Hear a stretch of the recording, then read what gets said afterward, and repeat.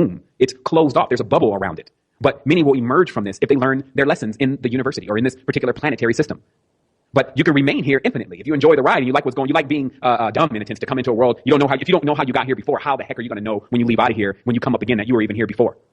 So if all of your experience, including your mother, your father, your children, your friends, if all those experiences are meaningless, then you can carry on with that kind of buffoonery because you'll forget it all anyway. It's like it doesn't have any meaning. See, this is what really got to me, is because no matter how much I enjoy myself, if I have, with my daughter, if I'm with my wife, or, whatever I'm doing, if I'm not going to continue with those memories, if I can't retain those memories, then it's all meaningless. So this is what pushed me personally into discovering what goes on beyond this. You don't wait until you get on the deathbed to try to figure out what's going to happen next. The flesh dies daily, meaning you can actually take yourself through the rebirthing process of your frequency. There's no such thing as time here, people. There's only octaves.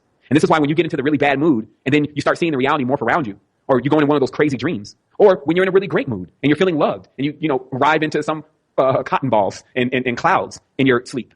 You feel great. You say hello to people. It's like you're in the bad mood. You're beeping people and trying to drive all around mad, pissed off. Someone gives you something to be happy about. And you're like, hey, what's going on today? And it's even the male person. The male person look at you like all crazy, like, oh man, you're definitely an emo. You're just emotionally unbalanced here because yesterday you were cussing at me. Now today you're saying hello. And this is what it is like dealing with most people. You just gotta try to catch them in their right portion of their cycle to get a good response from them. Why? Because they're going through phases. They're still locked into what the moon is doing. And this is not another David Icke story, because I keep hearing people try to explain what the moon is, because that thing keeps coming up. The question keeps coming up. We've answered this for years of what's going on with the moon as a receptacle in an actual celestial body that does hold memories. But we're going to go a step deeper tonight about talking about the process of when one can escape the gravitational pull of the moon, because it's the first vault on the ladder of lights. It's the first actual step on the ladder of lights. And what the ladder of lights is in deeper spiritual traditions is it talks about how you have to go through every single planetary system in order to make it back to the source, which is all synonymous with going back through the planetary systems to make it to the sun, known as the source. And then you go through the sun. And then once you arrive on the other side, now you're in the subjective plane. This is a plane that is not divided. This is A, B, C. This is simple stuff. If people didn't spend so much of their time loading themselves up with so much of this Warner Brothers and Transformers and all the rest of what they feed themselves, cheeseburgers and all this kind of stuff. This stuff is like, okay, I'm a quick study. Get on to the next thing. This stuff is not hard to learn. Look, once I ascend the moon, when I make it past Hanuman or the monkey mind, so we say, well, what am I talking about? Okay, well, the earth is a body. If you didn't notice, it's alive. So it's ground zero. So the next stage on this ladder is the moon. In the Hindu traditions, in the Eastern traditions, they talk about climbing through the vaults. This is also synonymous with Kundalini climbing up your spine, and synonymous with you also making a projection through the celestial body. So the first one you deal with is the moon. And most people never make it beyond the moon. That's why the moon has also always been synonymous with the Lord, right? Go look at it in text. The moon is known as the Lord. The moon has been given several names. It's been male sometimes, female sometimes. Nanar Sin was the name of the moon in the Sumerian times. But again, the reason why people never get beyond it is because they're always bowing down to it. But it's not necessarily a symbolic gesture like they're bowing down to the Lord, even though some people are caught up in that. Hundreds of thousands of people, if not millions of people, are caught up in that. But there's also the bowing down to the prostration of consciousness, to where one can't get beyond all the stories and all the memories that are encased within the moon. And this is known as the monkey mind. It's actually the part of the brain, because remember, it's hyperdimensional. This is metaphysics. As above, so below. There's a correspondence within every single thing that you're dealing with of what we're talking about. So Hanuman, you take A-N out of it, it spells human.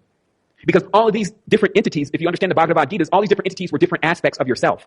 And that's why and you see these Hindu charts, in each chakra, there's this God there. And they're not saying that, oh, that's, oh, Lord Saraswati, go ahead, or oh, Lord Shiva, you're supposed to bow down. That's not what any of the original text said. They said that when you're rising through your chakras, when your Kundalini is coming through these chakras, you're going to face this. You're going to face the positive side and the negative side, because it's a wheel and it spins. And then you're going to be responsible for balancing it out in order to overcome, to transcend. So that way the Kundalini can move into the next chakra. But if you stay stuck at, as we talked about last week, Bao, the moon, Bao Pior, right? If you stay stuck at the moon, and this is because the people who only deal with their mind, the monkey mind, they're just all logical. They're just trying to look for the logical explanation of all this, when this is wet work. Trying to do all this, what I just did in this conversation with a logical mind, you would never connect that the serpent and the pentagram were actually the same thing. Like all these beings being created from a coil, which is phi. You would never understood that when the coil winds itself up and it unleashes itself, that's Kundalini. And the spring from that force can either thrust you deeper into oblivion or actually propel you through the galaxy. And they call that riding the dragon. And yet, many people are just still yet to get it. They think that it's all a joke. But yet, when it comes time to discover if Iron Man is going to start up a new Stark facility, then they're going to tell you that's going to happen in 2014 or 2015 or whatever. And that information is non-relevant. But yet, all the ancient knowledge is hidden.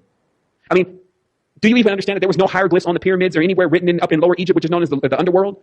Before these people, the same ones who are creating all these secret societies, went and chiseled all that confusion there, and they're going to tell you that you can decipher it through Rosetta. People know hieroglyphics. None. But yet, in any of these secret societies, you see all this stuff all on the walls, you see all these hieroglyphs. It only has an appeal that it's something mysterious going on, that's something that needs to be figured out. But everything that needs to be figured out is actually inside of you. All that's going to do is do what it says in the text that God did, which was confuse everyone through languages and tongues. Now it's symbolism. Because that's the monkey mind. So the interesting part about it is it's like almost like the Planet of the Apes.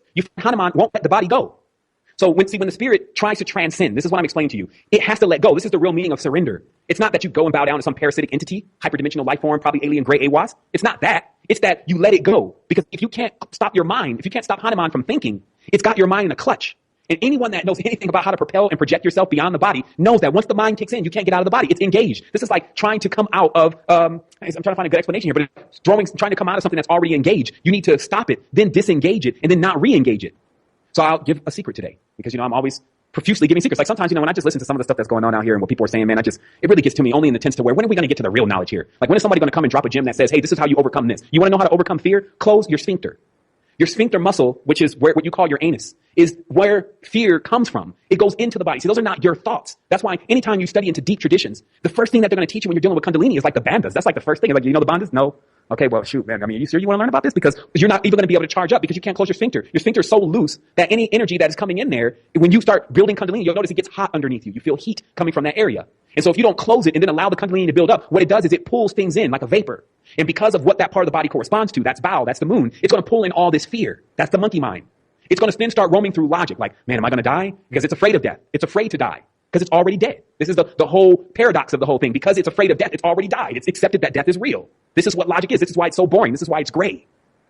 So what happens is that if you close the sphincter, you'll notice when you're starting to experience all these fears around this transition process because you're now about to go into something that you never dealt with before. So remember what we talked about in the whole conversation. The creative force, which we've been blocked off from most of the time thinking it's evil, now you're about to go into the creative zone. You're about to go into the area that you've never seen before.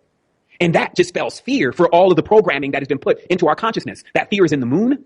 That's why the moon works in these phases. It constantly it's never balanced. The moon is never balanced for a day. For a moment. It always has its phases, and that's what the mind is. It's never balanced for a moment. It's either talking about somebody in a negative way, saying this is not what I want, judging all the time. The moon is the Lord that's judging. That's why I say, the judgment, let the Lord judge. That's the moon. But we're talking about it's you, though. It's your part of your consciousness that chooses to go judge one thing over the other rather than harmonizing it and figuring out the meaning of it. Any real creator is going to know where all this stuff really goes. Do you think that the creator decided that the sun was too hot so that it wouldn't put it on a planet, or uranium was too dangerous? You see what I mean? You got to know what all this stuff does, and you have to have that ability to be right in the face of it, but know that, hey, I'm looking at myself. And do you know how difficult that is? Well, most don't, because they're still not having any real spiritual experiences. They're in these books, and that's why the books, they're rectangles. Look at them. They're just doors. They're doors that lead down into more portals into the maze. Not out. Only experience leads you out. Even what I'm saying today, you still have to hit the switch. You can listen to all this. It may be entertaining, but it's still going to be you in there dealing with Hanuman. It's still going to be you in there dealing with your monkey mind when you're ready to judge the person that pissed you off last night, or the one that you still keep holding grudges with, or this politician, or this police officer, or whoever it is. Right? All the way till you die. Now, this is what happens, though. Because you do have, since you're playing around in a Saturnalian sphere, and there's nothing but time going on here, and time runs out. What happens, because the Kundalini has an energetic potential, it's coiled like a clock. You only have a certain time to really begin to unravel it properly because of its energetic potential. And what am I talking about? I'm talking about many people get to their deathbed, and they're in pain. Because this Kundalini is now wants to make its journey. This cosmic, whatever you want to call it, wants to make its journey, but Hanuman doesn't want to let it go. The monkey mind is all in fear. It's like, oh my goodness, what's going to happen? My body's failing me. I'm about to die. But I can't leave because if I go there, then who's going to get me? It's going to be, and then subconscious kicks in. The devil. And this is what I was saying that begins to activate this reincarnation process of looping you and putting you right back into the same system that you were in before. You don't become a professional reincarnator. You don't become a time lord. You become fodder. You become a recycled soul that comes back into the planet, and as much soul force as you have left, if you haven't debased yourself too much, then that gets filled into the vessel, whether it's a cat, whether it's a snake, whether it's a bird, or whether it's an insect. You fill that vessel, and then you live out that existence just as oblivious to what you were before as you're doing right now. And that's how serious it is. But yet, some think it's a game. They think it's a joke. So let you be the only one then, if that has to be the case, that actually takes all this serious and realizes that, yeah, it is up to me. Because if I'm in time, I already know that I need to get my stuff together. Because I don't deal with time. I hang out outside of time. Time is not relevant to me. And if you can't say that with a straight face and know that that's true because you've overcame, just like what Dan Winter was saying, at the end of all of this, you will face that Grim Reaper, that force, that inhabits the wormhole, that attempts to suck you back in. And if you don't know how to close your bandha, if you don't know how to close the bandhas and to close your sphincter, because you've been doing that on a consistent basis in order to keep fear away from you because you have no fear. And it's as simple as that. Like, don't be thinking, how am I going to overcome fear? Now you're in a trap because now you've activated the monkey mind again. You just close the bandha and watch yourself power up. And then watch all of what you think is that you have to fear burn up. And then watch that globe appear over your head. It's not a halo, it's actual sphere. And you feel the sphere, and you see the light. And this is like in your own consciousness, with your eyes closed, you see light. And this is not something that's fictitious, my friends. I don't have time to be sitting here, but I could go do a lot of stuff. I don't just have spiritual knowledge. I'm equal-handed in all of these arenas, whether it's technology, whether it's the internet, whatever. I could go do that. So I wouldn't have time to keep fabricating and making fictitious stories. I'm telling you that this right here, this is running the gauntlet and achieving the greatest thing. And even though they rolled all this stuff up, you got all these people that get on and they talk about, but it's always the same thing. Look at what we've done for 6 consistent years. We've always kept, here's what this means, but this is now more to it. This is because I'm on the experience. I'm on the quest. 11:11 at 11 p.m. What was it? 11 at 11:11 p.m. I had already transited the plane again.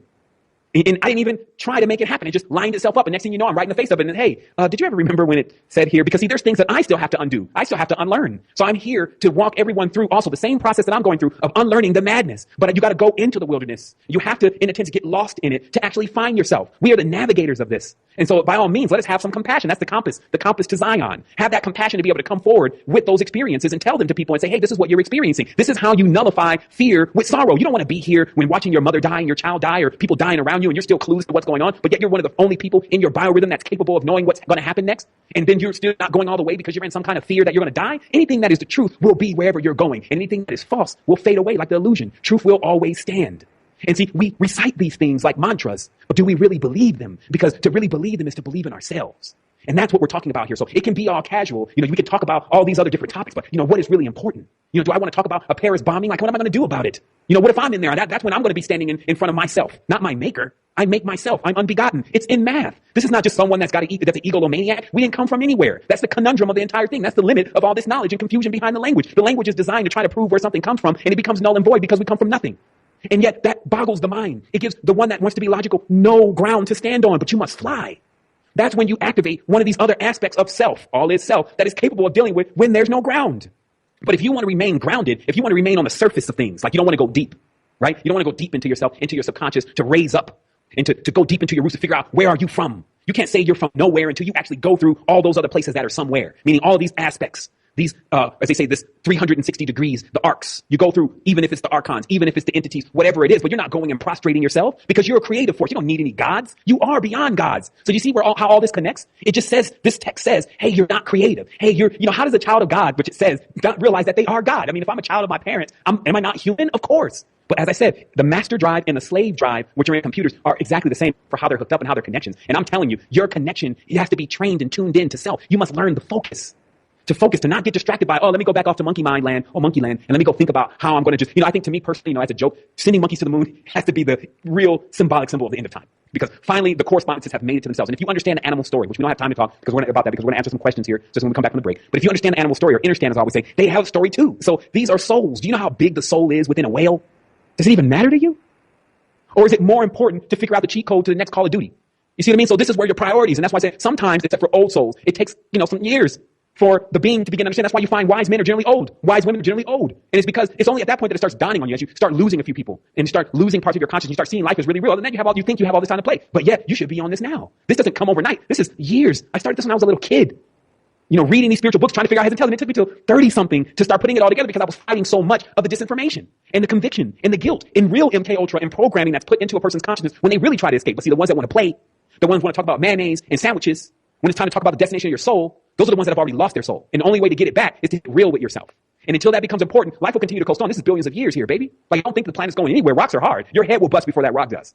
So we have to realize that it's still for us to step into this. And those that are around us, that's why I say isolation sometimes is the best thing. If you got people around you just distracting you, throwing you back into unsovereignty, telling you that everything that you know is a bunch of hogwash, distracting you with other things that mean nothing. It means that what happened to them? They're already taken. That's not them. See, the reason why you can say that they may be soulless or they may be taken is because that's not them. Shoot, this is not me. You're not you. If you understand the real magnitude of what we exist as beings, this ain't me. We're yet to see that. The planet can't hold that.